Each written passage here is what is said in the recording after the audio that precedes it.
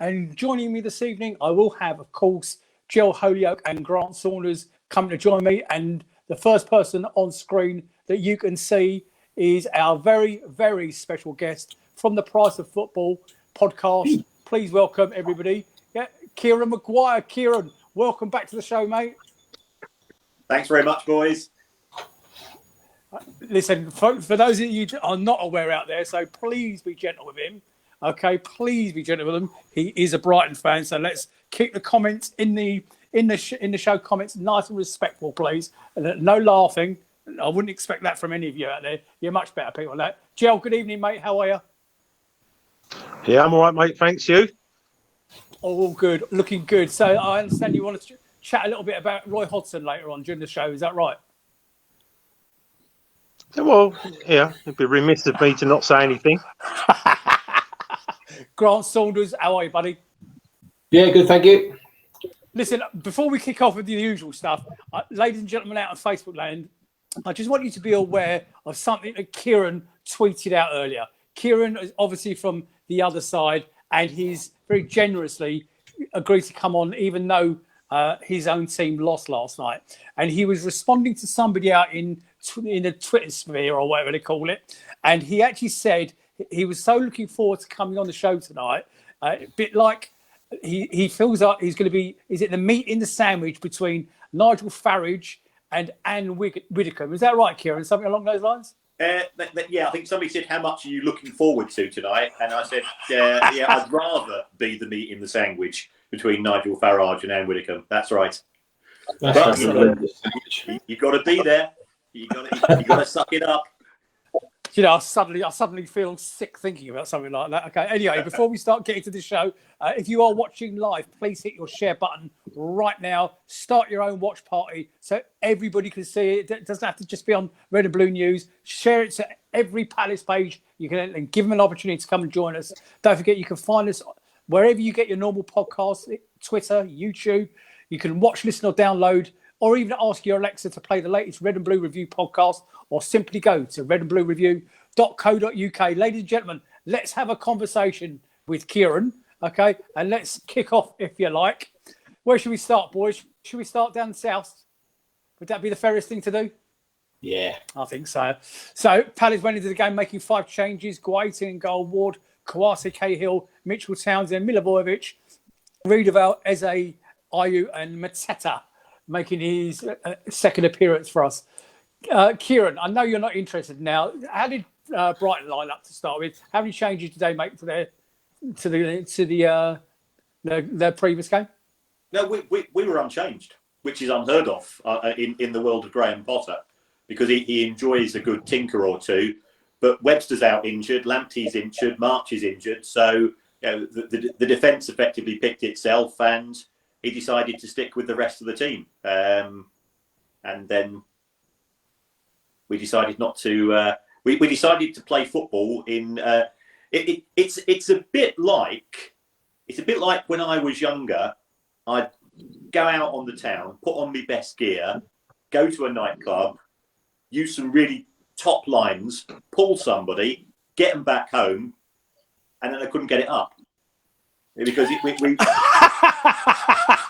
yeah, but for 90%, I was absolutely storming it, and then you got to put it away, and that's what we can't do. Yeah, well, that's a brilliant analogy. I love that. It is, but Palace decided to do it completely different, not play football at all, and go score a couple of goals. Right, before I need to do a little bit of housekeeping in a second before we move on to the actual game. Can you see the viewers? Can you see anybody on there? And do some hellos in a minute. Grant? In the chat. Yeah. Yeah. All right, we'll come to those in a second. Just before we... Yeah, they're all flying through. Yeah, I'll get you to say some hellos in a minute. Crystal Palace's up-and-coming fixtures with Man United and Tottenham are being rearranged with the new kick-off dates confirmed. So the Man United game, which is a home game, is now Wednesday the 3rd of March, 8:15 on Sky Sports. And the Tottenham away game is now Sunday the 7th of March at 7:15 on BT Sports. One other bit of news from the club is former Crystal Palace midfielder Johan Cabaye has announced his retirement from football after 17 years. The Frenchman played 109 times for Palace between 2015 and 2018 after joining us from PSG on a 3-year contract. During his time in South London, Cabaye scored 10 goals and bagged 6 assists before becoming a fan favourite for all his effortless talent and for the moments like his memorable strike at Arsenal in 2017. Cabaye announced his retirement from football across all his social media channels. In a message, he captioned the final whistle. Thank you for the memories, Johan. Happy retirement. And I'm sure I echo that with every other, not just Palace fans, but football fans around the world. We wish that guy absolute love. Right, boys. So on the lineup, any surprises for you? Obviously, we didn't. Grant, I'll start with you. Obviously, we weren't going to win last night at any cost because we didn't have Zaha. Of course, we never win, do we? Especially on a Monday night. Before we do that, I've got to dive in with a couple of things on the board. I've just noticed, as soon as you asked me to look in there, I saw something from Paul Golden, and we said, Kieran, to be fair, Wickham was injured as well. And they like your comment, Kieran, about not getting up. And someone who's won't be named, has a first name of Dan, surname of Simmons, says Nick has that problem every week. Well, I can't get it up. About that. Yeah, exactly. The team. Age. The team, he had to do something, didn't he? He had to change things. Did it surprise me? Yeah, of course it did. There's a few surprises in there. Players being played out of position, people being left out. And I was expecting to be annihilated. Although Kieran and I had spoken during the week, obviously not face-to-face, completely virtual. And the feeling was within the ranks at Brighton that it was going to be the opposite way around. Yeah, I was... Well, I mean... it's time to confess. Grant's seen my betting slip. I didn't win last night. Yeah. You bet. You're at the same bet as me. Yeah. Which was what? On Palace to win. You bet against your own. You bet against your own team. Yeah, and all my mates did. All my Brighton mates did as well.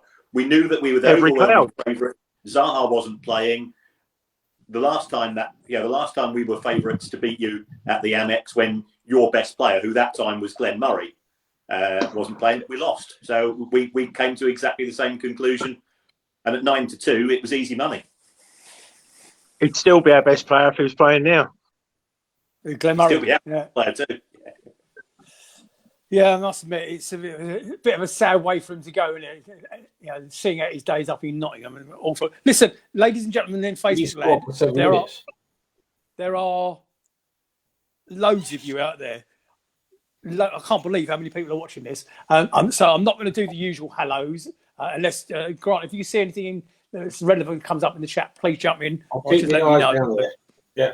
Thank you. So just good evening to each and every one of you. Okay, so Brighton have never won a Premier League game on a Monday. They're drawn 6 and lost 3, with only Hull, in brackets 10, playing more games on this day of the week without ever winning in the competition's history. Crystal Palace have now accrued their joint best tally of points in the Premier League after 25 games, which is 32 points, matching their whole at this stage in 2015 and 2016. Kieran, are you worried about relegation? Yeah, of course we are. With 4 points ahead. Fulham have just won the last 2 games. If I'm honest, if you play like you did last night against Fulham this weekend, I fancy Fulham to win. And that's not criticism of Palace. I think Fulham have got more chance of scoring goals than we did. So, yeah, we are concerned. We've got West Brom. We've got to win it now. There's certainly pressure on. We've still got to play West Brom, Newcastle and Sheffield United. So the pressure's on us to pick up points. If we lose those games, if we go down, it's because we deserve to. Jel, just give us your thoughts, please, on the opening 45 minutes. And if you can try and describe it, how you described it to me during the day today, just for the comedy value, it would be really good. So, ladies and gentlemen, if you are offended by bad language, please switch off now. Over to you, Jill. No, because that's what everyone expects of me. Listen, I just need to put a point across that what everyone had forgotten, we were reminded. We had a secret weapon last night. Joel Ward, we don't lose. Absolutely. When he plays Yeah. Brighton, doesn't lose. So Never maybe lost, all has the he? Brighton fans knew. Maybe all the Brighton fans knew something that we didn't, and bet against their own team. That first, I worked out the balls. The best part of that half for us, the first half, was about 9 seconds of that 46 minutes where we scored. We were battered. We were outplayed, outfought. Everything that we've just rinse repeated for weeks. Not I'm going to say weeks, for months now, with the odd lucky result, and we have been lucky sometimes. We haven't massively outplayed anybody, and if we have outplayed people, we've lost. So that was as amongst one of the most shocking 45 minutes that I've witnessed. The days of just having a Derry or a Jedinak to just literally slide into their players. Do you know what? Kieran, who's your left back? Big tall fella. Oh, Big Dan Burn. Yeah. Yeah. You see how much egg he was just going around just kicking everyone. That's all I wanted. That's the referee was never going to turn this game into a powder keg. The players were probably warned beforehand to not. But the literal lack of commitment, and just to sit there and suck it up, as we were told by, players in the interviews afterwards, we were going to soak up the pressure. I mean, you can have a go. I mean, we had two efforts on goal and scored twice. Imagine we'd have had 8 efforts on goal, we could have won 6-1. Yeah, because they're never going to score 2 all night, were they? No. Billy's boots. They never put them on last night. So, their goal was a gift, completely unmarked, 8 yards out. Shouldn't really miss them there, and he didn't. So, really good finish. Keeper had no chance, but again, our defence found wanting. But I mean, I'm already talking about the second half already. But doesn't matter. The goal was majestic, fantastic. What a goal! Double nutmeg, back heel. Can't ask for much more. I'm really, really pleased for him. The only downside is now he's done that, we've got to play him, and the club will be panicking because we only got to play him 15 times. Cost us 15 million.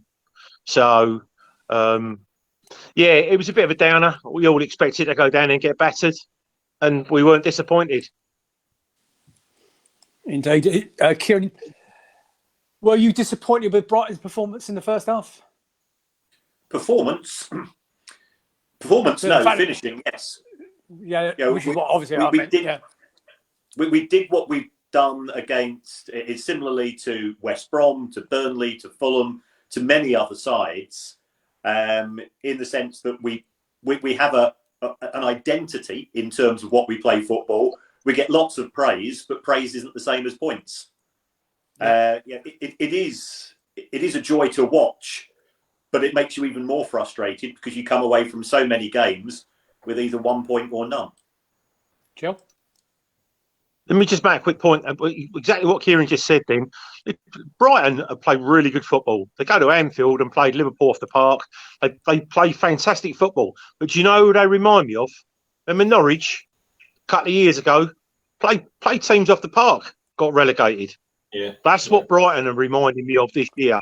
They're not the free fall that Norwich did, because Brighton have just been sort of sitting middle to lower half, much like us throughout the season.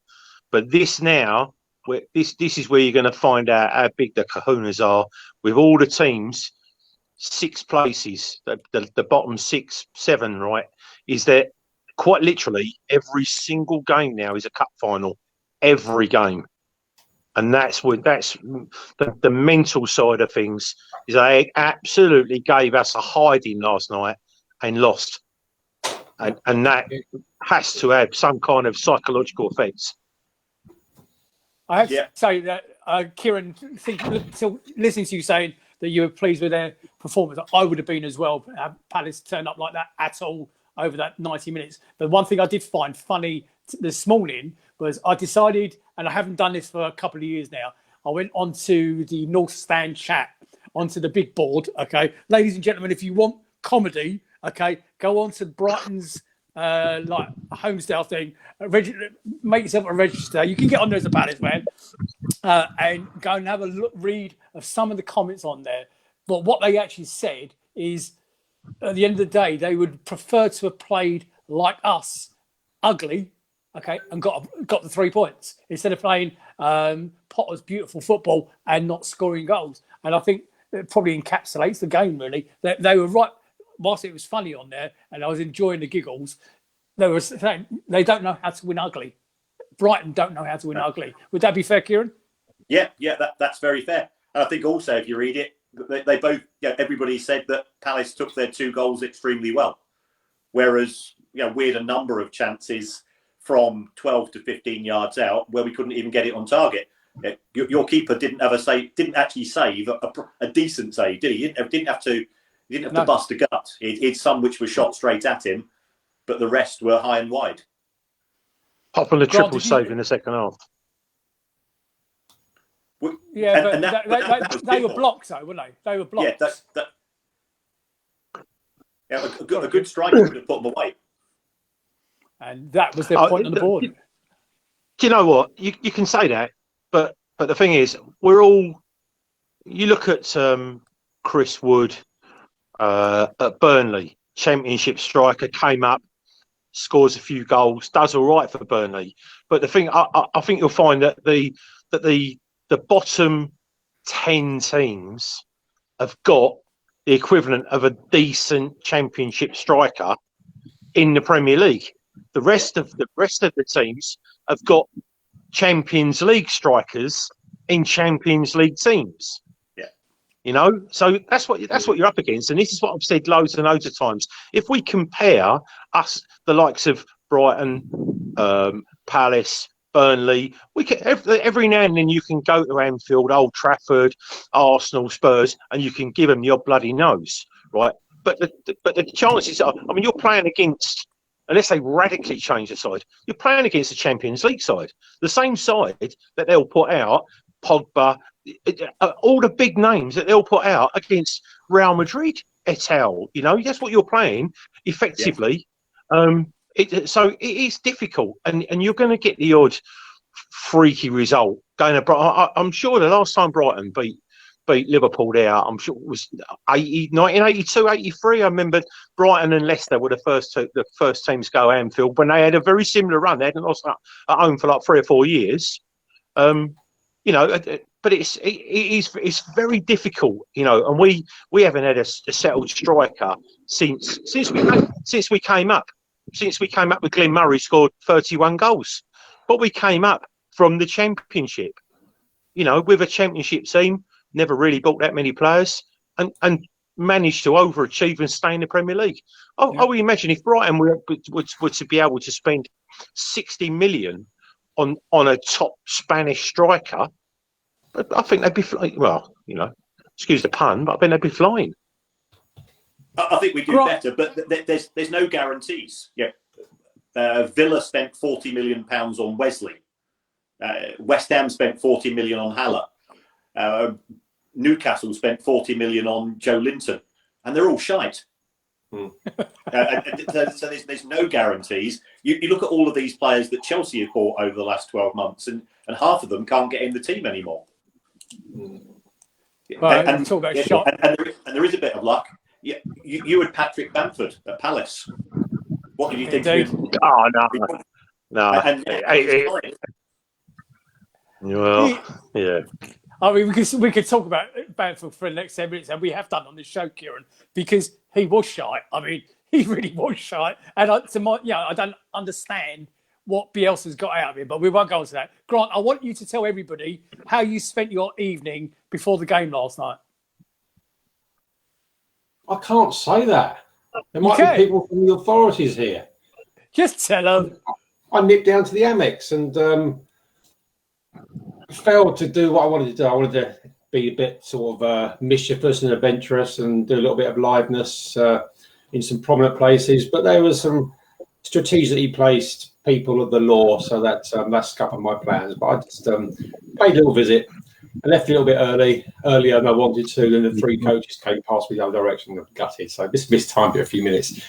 But yeah, I'll pop down there to say hello. Well, I'm very impressed that you made the effort. Ladies and gentlemen, he's been quite bashful there. What he actually did while he was down there, he even got his Eagles of landed flag outside the Amex Stadium. As he said, sadly, he missed the coaches as they arrived. But there you go. Grant, quick that summary. photograph was from a year ago, wasn't there, Nick? Oh, yeah, of course. I've got photographic evidence to say you're lying, okay? And if you're not nice to me, I will share it with Sussex Police, because you know they like a good story, don't you? They're my mates. They're my mates. Right, so Grant, quick resume, please, of the second half.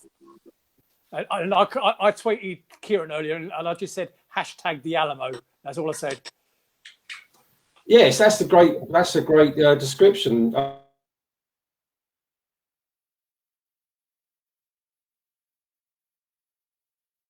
Wasn't it? I mean, how that ball didn't end up in the net. Okay, they had 25 shots. Was it 25? There or thereabouts. But they weren't from within close range. And they could, no way can you get it through 20 legs. I mean, there were so many people behind the ball the whole time in the second half. I actually really saw out of Palace last night although it was crap football, let's be honest, but some effort. There was some real intent and some want to take that 1 point at the time away from that ground. But it was blood and guts, wasn't it? It was ugly as hell, but it was a great watch.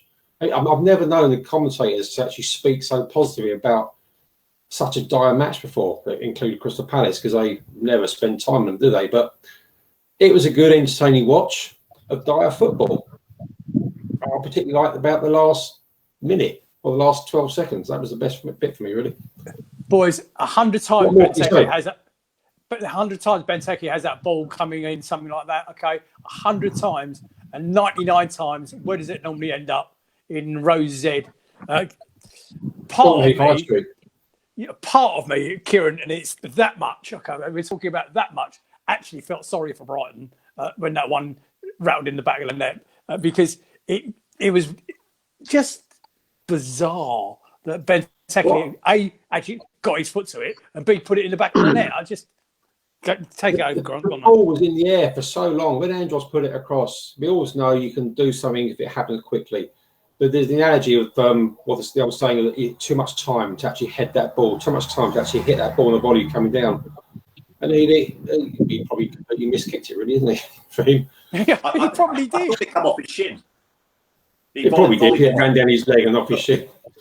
And that was a sweet strike, and he woke up happy, man. Joe? It reminded me of a game that I watched about 12 years ago. Cray Wanderers with East Cows in the FA Cup on the Isle of Wight. And I'm not joking when I say the Cray missed a penalty. Weren't the goalkeeper made 15 saves. They hit the post, each post 3 times, the crossbar, you name it. It was one of those.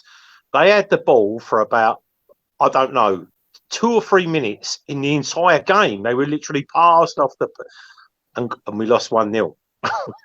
And that reminded me, I just was sitting there just thinking, only time I've ever seen a team that I've watched, that I've had an interest in watching, like like Cray, Palace. The only time I've ever seen anything like that was, it just reminded me of that game.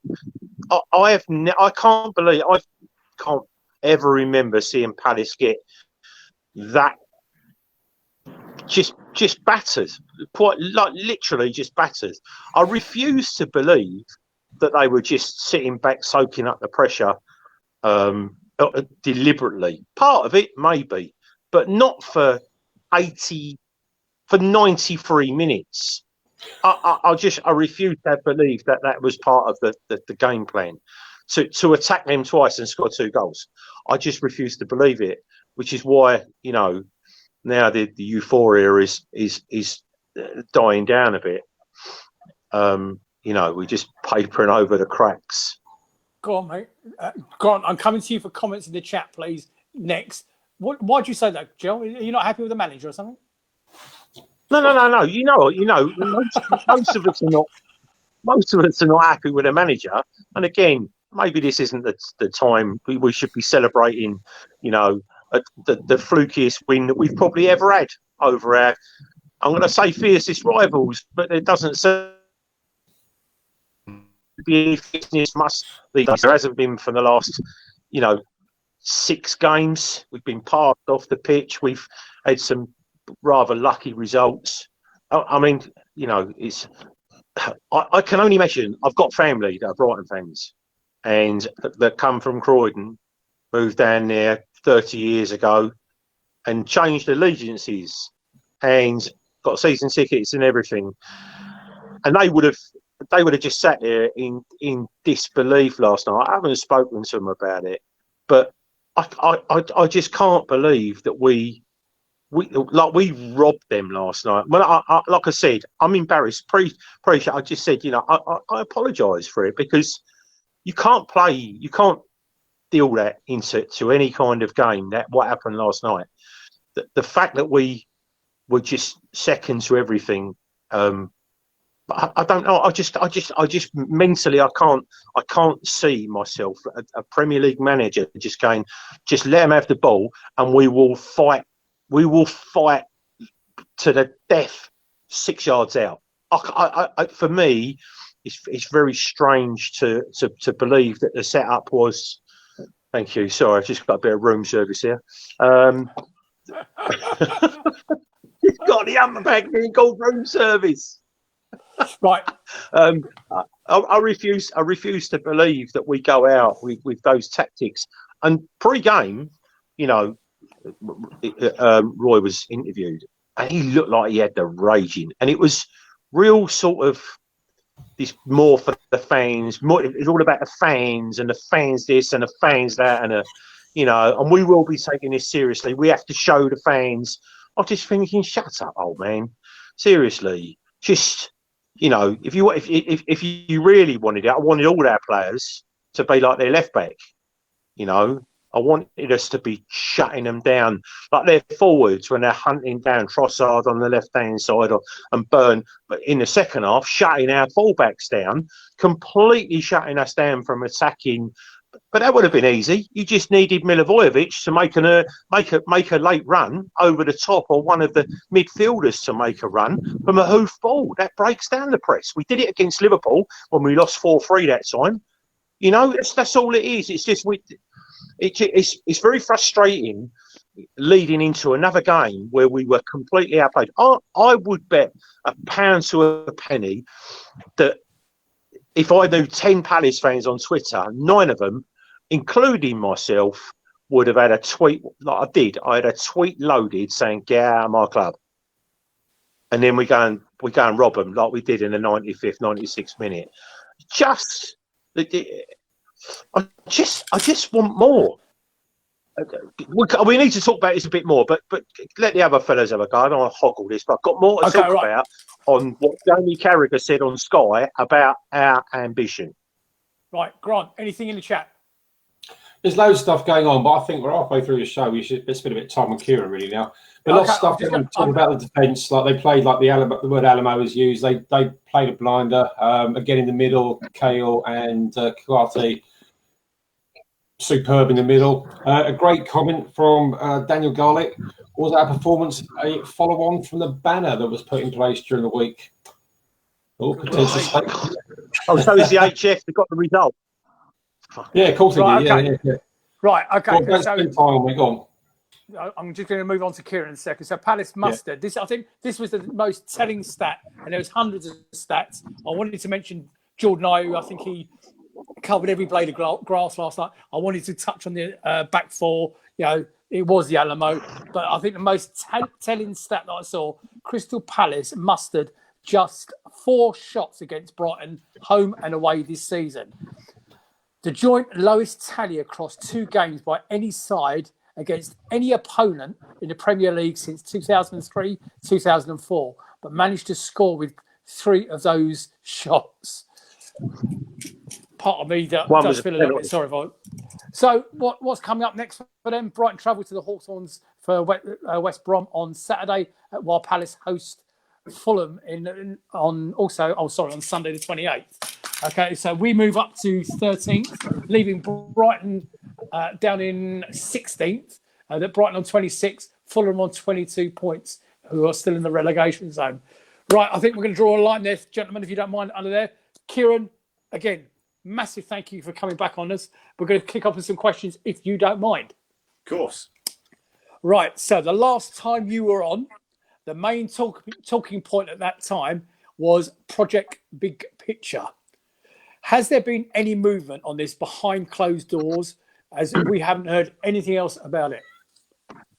Yeah, it is taking place. It's taking place in WhatsApp groups.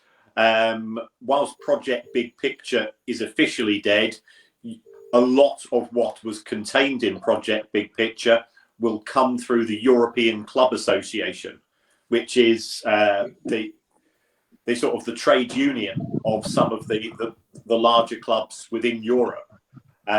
They were talking last week about having all European leagues as 18, which I think is terrible news for clubs such as Brighton and Palace. You know, we've both worked hard to get to the Premier League. We both worked hard to try to stay there. Cutting a couple of clubs out is not good. It's going to be harder to stay there, and it's going to be harder to get there when you get relegated. And the reason why they want this 18-team Premier League is because they want to expand the Champions League from 125 to 225 games a year. And to do that, they're also talking about getting rid of the Carabao Cup.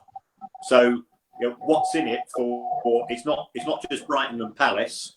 It's also Villa, Newcastle, Leeds, Wolves, West Ham. You know, clubs that have got ambitions. They want to do well. So what we're going to end up with in 3 or 4 years' time is going to be 4 less league matches a season, 1 less cup. And okay, we don't get excited about the Carabao Cup, but if you get to the quarterfinals, you know, all of a sudden you take a bit more of an interest. The FA Cup's going to move to a midweek competition. Apart from the third round, there'll be no replays. Again, some people will say, well, the FA Cup's lost its excitement. But if I tell you what, if you do get to the 5th round or the 6th round, all of a sudden your excitement levels go up. So if it becomes a midweek competition, it becomes a secondary competition. And why is that?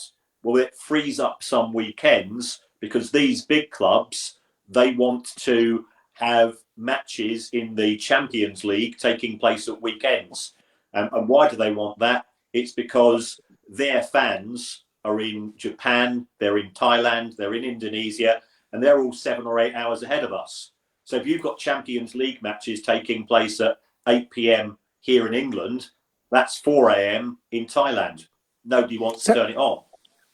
So is Kieran, is that the Swiss model that we're talking about there? That's going to be delivered via this thing called the Swiss model. And okay, could you expand on the Swiss for those that don't know what the Swiss model is? Could you expand on that a little bit more?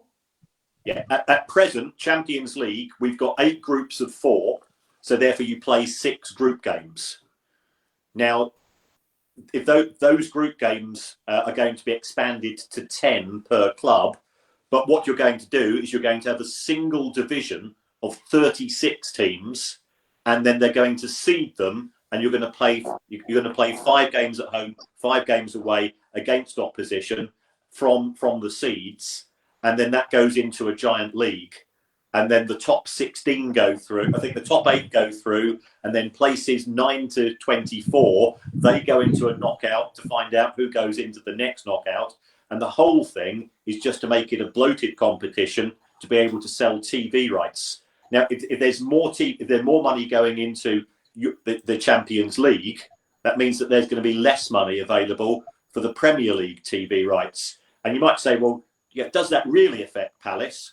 Well, why is Zaha still at Palace? It's because you can pay him a wage on the back of the existing Premier League TV deal, which means that, you know, Spurs or Arsenal and so on, they think, well, you know, he's on 120, 130 grand a week at Palace. We don't really want to pay that. If we drop to a smaller Premier League, that means you can only have to pay him 70 grand a week, and all of a sudden, these big clubs, they'll just come in and they will take all of the best players from the non-big six, and it will become like the football that we see in Italy, where one club wins it every year. Where if you go to the Bundesliga, Bayern win it every year, and Palace have won at Old Trafford this year. We've won at we've won at Anfield. Burnley have won at Anfield. All of those upsets are going to disappear because all of the money is going to be concentrated in the hands of a few clubs. Fantastic. Is it? I know this is a Palace podcast, and we're featuring Palace and Brighton, and you've just mentioned Burnley. Burnley were taken over at the turn of the year by a company called AL Capital. What's going on up there, Kieran? There's a recent article in The Guardian suggested things are not great. Burnley US takeover has left the club £90 million worse off and loaded with debt. Is this true? Yeah, yes, this is. In my opinion, Burnley are the best run club as a business in the Premier League. The owners haven't put a penny into the club. They make a profit every year. Sean Dyche plays a certain style of football. You know what you're going to get with Burnley. They've got no Billy Big Bollocks at the club. Nobody's on huge wages. I know, I've seen the Burnley wage bill. I know how much the highest and the lowest paid player gets in the first team squad, and it's a very, very narrow band. Because they're making profits every year, these Americans have come in. Burnley had £40 million in the bank. And what the new owners have done is they've taken that £40 million and they've used that to pay the existing owners. Then they've gone and borrowed a further £60 million from a bank, and they'll be paying interest at 9 or 10% on that. So if it doesn't work out for these new owners, Burnley could end up in the Championship paying £6 million a year in interest on debts. And I think the club could really struggle. And for a club which has run itself so well, it's very, very high risk. Do the new owners care? Well, yeah, they want to make money, but if it doesn't work out for them, they'll just walk away. Go on, Jel. Isn't that what the Glazers did with Man United? Yeah. So it's what's referred to as a leverage buyout model. It is very high risk. So Americans again. It's Americans again. It's the way they like to do things. If you look, it doesn't matter what you think of Manchester United. They are a successful club, but the Glazers came in 2005, and since 2005, they have paid £837 million in interest on loans. They've spent another about 170 million on payouts to the shareholders, and you've been to Old Trafford as away fans. It's a bit of a dump. You can't sit down. If you go to the concourses, you can't get a drink or even a pie because everything's it's so crowded, and the club's just it's just cramming people in, treating them like sardines, and it's hoping to get money from either something similar to Project Big Picture or from a big payout from some form of Super League to upgrade Old Trafford. But the owners aren't willing to put a penny into the club. They're just taking the money out. Interesting. Right. I'm purposely jumping these questions around, covering different topics, so forgive me. What with Boris's announcement yesterday, Kieran, since COVID, the TV companies have been able to move to later kickoff times. Do you see football allowing this to continue once COVID ends and the fans are allowed back in the stadium? I don't think so. I mean, the Sky and BT and Amazon have the rights for around about half of all the Premier League games. Now, in theory, next season, we're going to move back to them only covering 5 matches a weekend instead of 10. So therefore, we should be returning to matches, having 3 or 4 matches kicking off at 3 p.m. on a Saturday, and some form of normality returning. I don't know about you guys, but I've now reached the stage, half the time now that there's football live on telly, I can't be bothered. Neither can I. I absolutely agree with that. I couldn't agree with you more. And I lose track as to who's playing and when. In fact, I even half the time can't remember who we're playing the next week. And 3 or 4 years ago, I could tell you the next 10 weeks where I was going to be every weekend. Now it's not football. It's glorified training exercises purely to ensure that they don't have to give bigger rebates to the TV companies. To get the games completely. Jel, you wanted to jump in, mate? Sorry, Grant, just before you come for questions, mate. Kieran, my thing has always been that the top six, when you say the top six, but anyway, commercially the biggest top six teams in this country. But for as long as 25 years, they've wanted this European Super League. It now seems to be that they're pushing in that direction. Now, from a very simplistic point of view, from someone that's, I'm sick to death with hearing the whining and moaning and the threatening of gnashing teeth from these teams. If they were to go, would be with my blessing. Well, it wouldn't be with my boot, my size 12 and a half up their arses.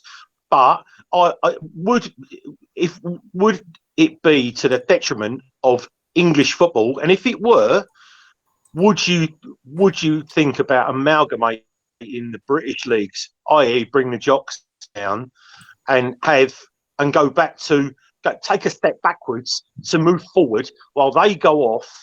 And there will always be an interest from abroad for English football, for British football. Do you think that that's a possibility, or would taking the top six biggest commercial because that's all they are, they're commercial franchises now? Would that take that money out of the league? Would that kill British football? I don't think it would kill British football. We coped with ITV Digital going bust, and that had a bad impact for a year or two. But these clubs don't want to just play in Europe. What they want to do is to play fewer games domestically so that they can play more games in the Champions League, and they can go on more pre-season tours because they make a fortune from them. So they want to have their cake and eat it. If they play 4 less Premier League games, they don't have to go and play 4 or 5 games in the Carabao Cup, a couple of less matches in the FA Cup because replays are going. That frees up 10 slots. They can replace that with European games, which are more lucrative. Because if they are playing these European games on a Saturday at midday, that's 8 p.m. in Tokyo, that's 8 p.m. in Bangkok, and so on.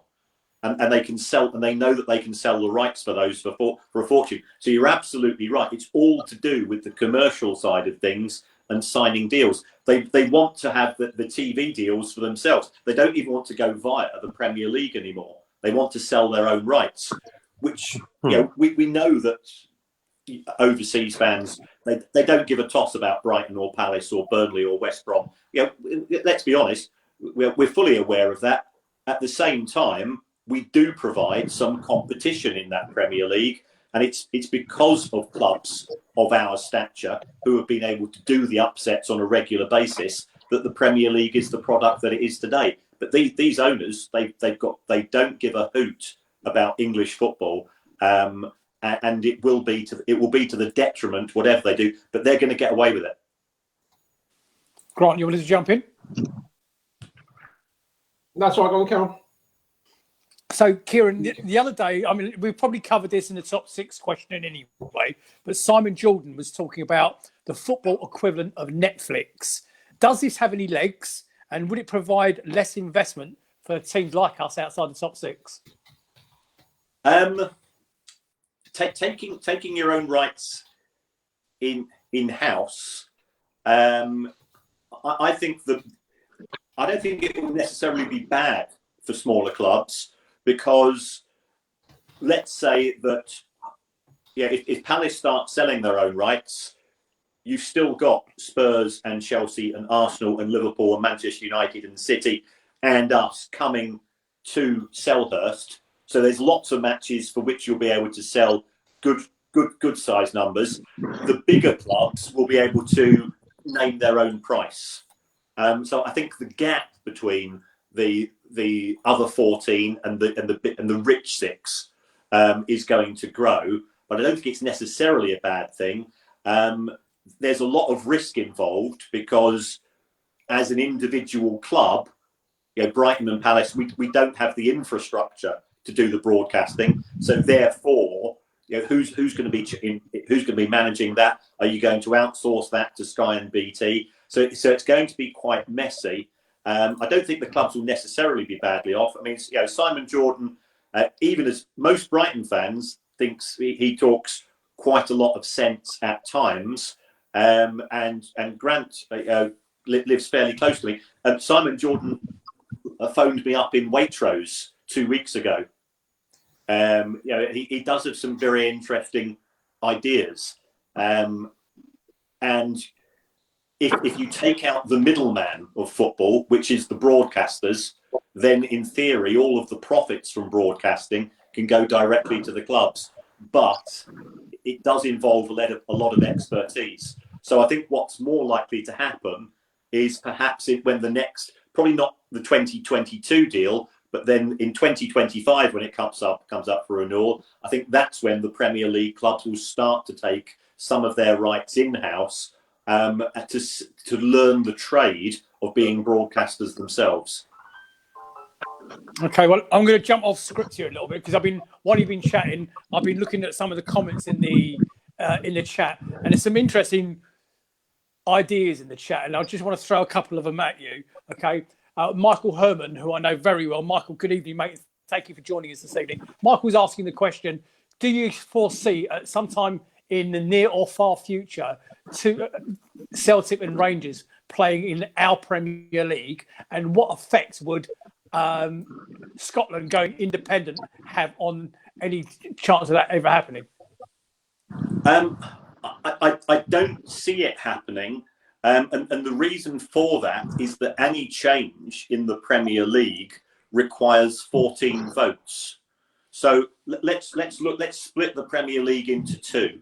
We've got the rich six. We know who they are. Rangers and Celtic represent a threat to breaking into their cartel because they have got big fan bases. There's no doubt about that.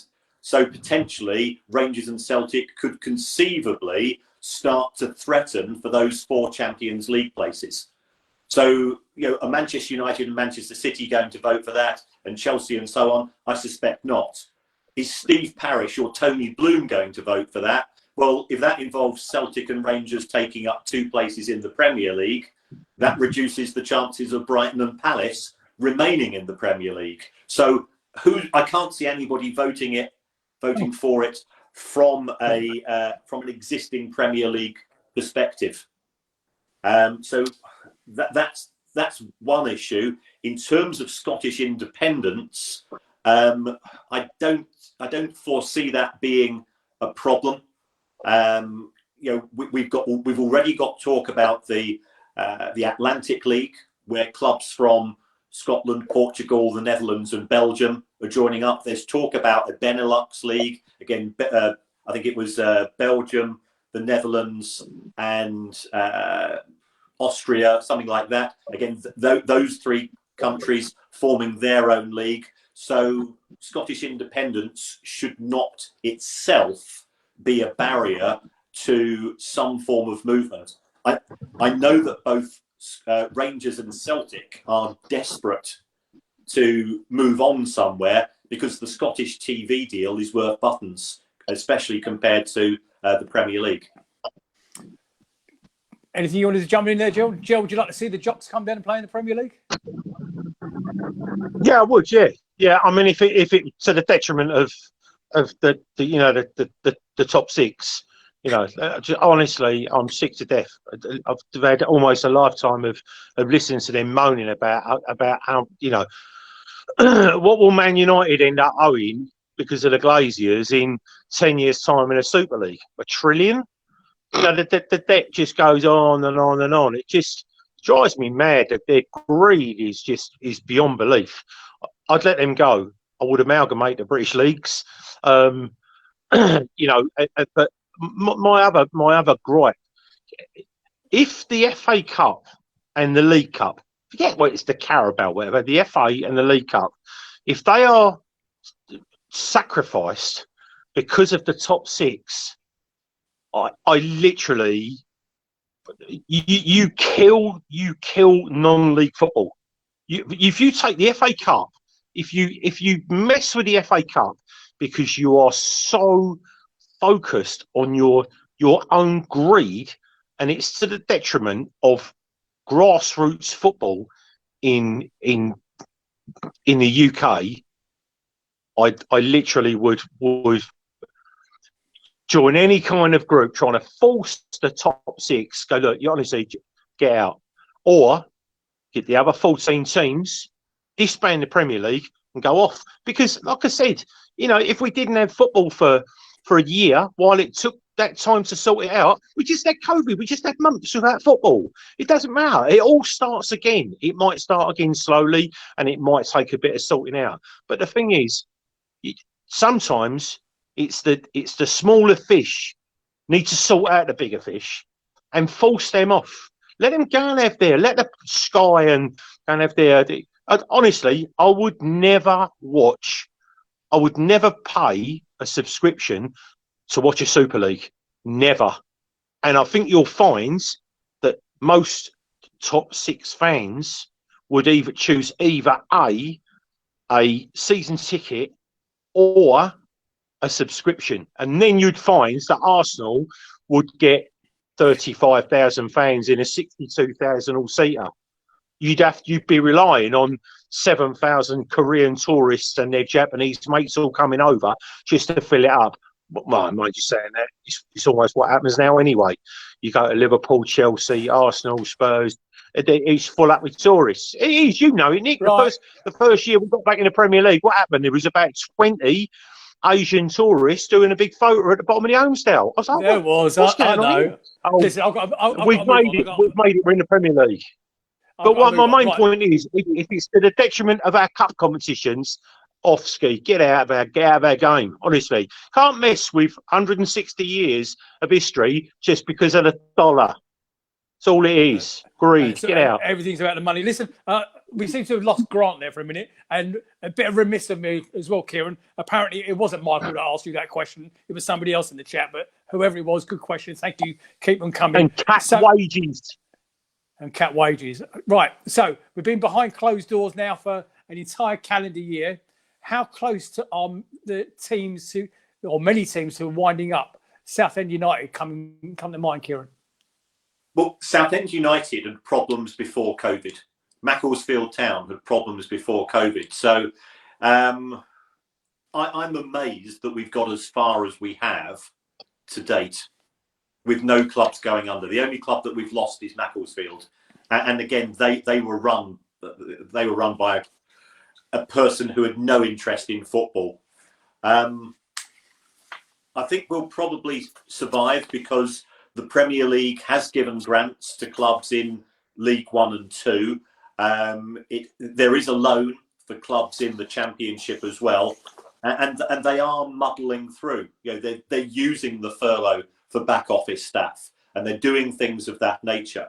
So they probably just about got enough to see them through to the end of the season. And then what will happen in this summer, there will be hundreds and hundreds of players out of contract. Those players in League 1 and League 2 who are on a good wage in League 1 would say be $3.5, $4 a week. The clubs will turn around and say, well, we can only pay you 120 grand instead of 220 grand. So the wages are going to go down this summer, which might give those clubs a little bit more breathing space. So somehow I suspect we're going to get through, but it's more through luck than a master plan. So, I mean, there was some talk very recently, in fact, since you were last on the show, that Palace were in negotiations with X, Y, and Z potential investor, and to the point where somebody was actually doing due diligence on us. Have you got anything that you can tell us, or anything you've heard? I'm aware. I get approached on a regular basis to do club valuations, just to give rough figures for people potentially interested. Have Palace been one of those clubs? Yes, they have. Does that mean that a deal is going to take place? No, it doesn't, because I probably do 15 to 20 of these over the course of a season. And a lot of the time, it's just tyre kickers or some form of agent who's trying to drum up interest. So, do the Americans want to get out of Palace? Yes, they do. I think there's no denying that. But they're not in a huge hurry to do so. Their interest in football, I think they realised it wasn't for them. They want to get out, but they don't want to lose any money. What's the asking price we're looking at? Yeah. I think realistically, we're looking at a minimum of 220 million for Palace. They've got another year of the Premier League coming up. The match last night means that they're safe for another season. So they've got another 1 year of Premier League money and at least 3 years of parachute payments. That's what you look at when you're doing evaluation. What's the worst case scenario? So that's going to be positive from Palace's point of view. Investors have got an awful lot of cash at present because interest rates are at zero. If you've got spare money, what are you going to do if you're rich? Well, there's no point sticking it in the bank because you're not going to get any return. So therefore, there's lots of American investors who are looking to the UK. It's the Premier League is still very, very cheap. If you want to buy an NBA franchise in the US, you're talking $2 to $2.5 billion.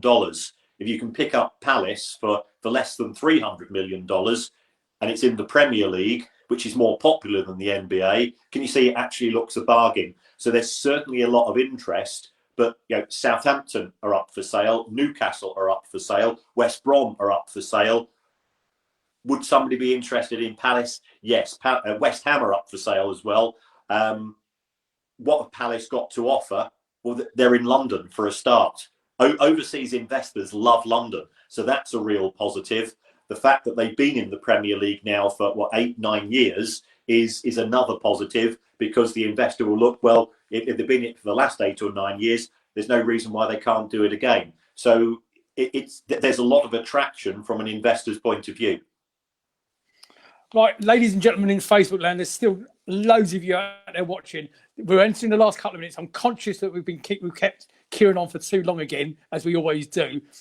Can you, if you've got a question that you want to ask Kieran to go out live in the next few seconds, get it into the chat right now as Jill rejoins us. Put your question in the chat right now, and I'll try and read it out before we close off. Kieran, I know you're not. This is not really your area of expertise, but I'm going to ask you the question: is it normal for a Section 106 community levy of around £1 million to be placed on a club wanting to build a new stand?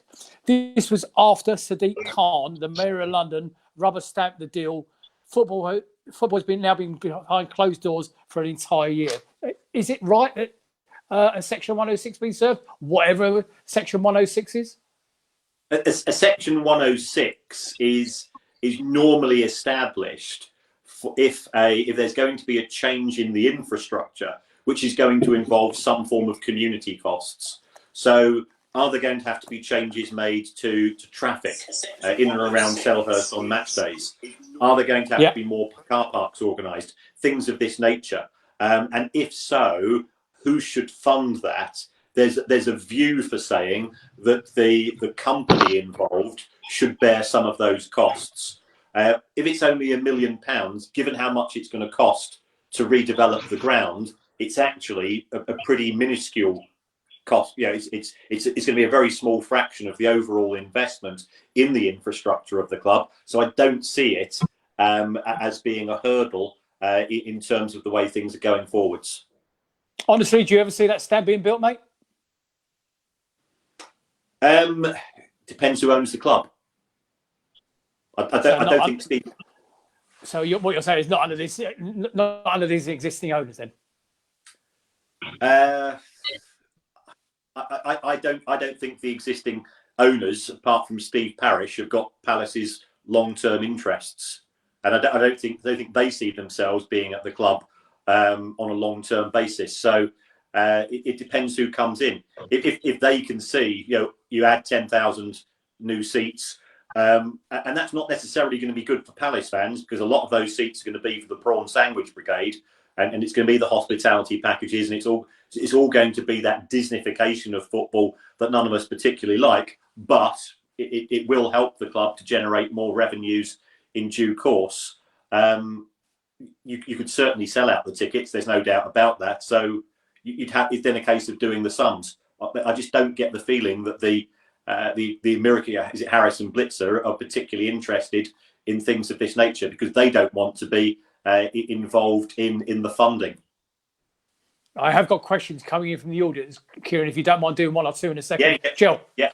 Jel, over to you, mate.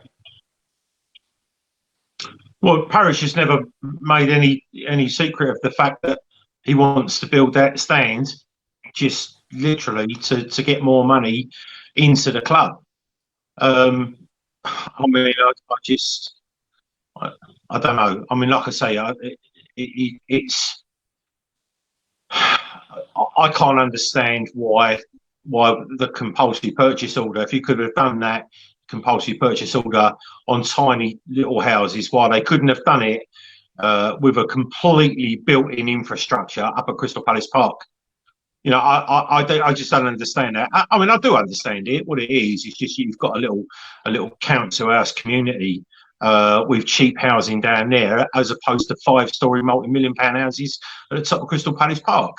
But that, I mean, that has always and forever been Palace's best option to expand as a club. You could take all that grassland and turn it into football pitches. You could turn that sports centre into a working area, also for the club, but also as a working sports centre, because gyms have for the last 5 years have been the places to go. If you made that, it's not our home. Sorry, it's not our home. Selhurst Park is our home since the 1900s or 1905 or whatever it was. So you might as well go down to the Wrecking Calls then. Okay, it's not our home. You might as well. But where was the Eagles' Nest or wherever it was in 18? Where was that home ground in 1860? Right. Well, hold that for another show. Okay, Kieran. Greg Ellis asks a question: would there ever be a draft-style transfer system like the NFL for younger players? And do you think this would benefit our game? I'll answer the second question. Yes, it will improve the game. Will it take place? No, because at present the larger clubs hoover up so much of the talent, and you've got clubs such as Chelsea, who last season had 41 players out on loan. That they're just acting as factory farms, and they're trying to monopolise as much as the talent as possible. What is best for football as a whole is not necessarily good for those individual big clubs. And some of the stuff I get to hear about in terms of what's happening in academy football is quite depressing. And do you think being a Cathay Academy has improved us as a club? Do you think that makes us more attractive to sell? I think it makes you more attractive to parents of kids, because the responsibilities that the club has as a Category 1 academy are significant. The cost is at least £5 million a year to being in the top category. It's about 3 times as much as being Category 2. So it's not huge by Premier League standards. If you think about your Palace have got total income coming in £140 million a year, 150 million. So it's not a huge amount, but on a long-term basis, it can only be good for the club. If people are going to think the production line is going to start in 2 years' time, that's not going to be the case. I mean, Brighton have now been Category 1 for about 5 or 6 years, and now we are starting to see things coming through. Now, whether you like the players or not, the likes of Ben White and Stephen Alzate and Aaron Connolly, March and so on, they are starting to be now regulars in the Premier League. They might Lamptey, not be was Lamptey one? No, Lamptey we signed from Chelsea. Right. Okay. We signed. It's because he couldn't get a game at Chelsea last season, so he came to us for £1.5 million. What an investment that! I bet there must be a massive sell-on fee on that.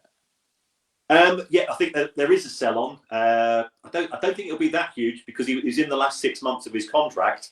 But he's pretty useless unless he's playing on the park, and he's missed the last 15 games.